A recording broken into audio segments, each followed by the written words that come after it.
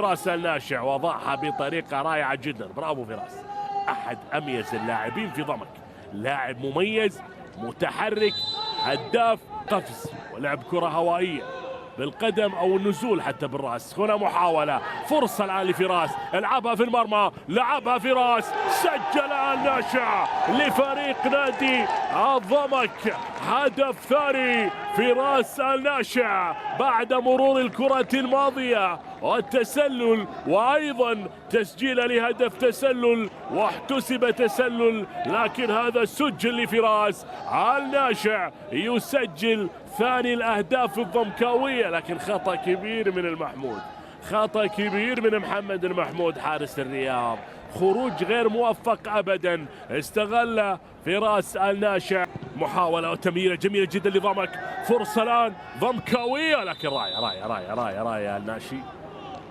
فراس الناشي كان متسللا. كرة اللعب،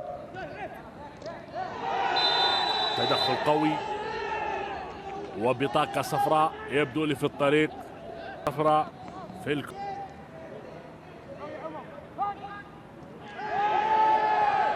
استمرار اللعب هو القرار من حكم المباراة.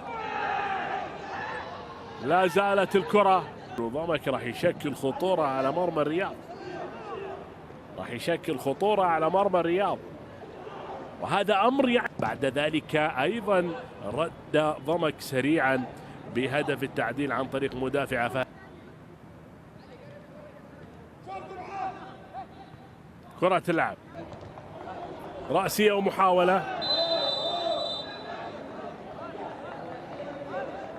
الدفع كان واضح في اللقطة، عرضية ومحاولة وبعيدة من طارق عبد الله الناشع في تيان وحكم رابع سعد الدوسري. هذا هو الطاقم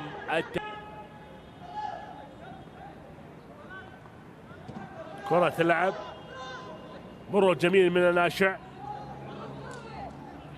مباراة مهمة يعلم جيد الحلوي ولاعب. يعتبر نادي النصر هو أقوى، يسمح بمشاركة 3 لاعبين من الفريق الأول، لذلك اليوم نشاهد مع فريق نادي ضمك الرياض في ملعب نادي الرياض. هنا المحاولة الأولى لفريق نادي ضمك، محاولة المرور والإعاقة. واذكر الأيام القليلة الماضية هدف المنتخب الوطني السعودي في كأس العالم.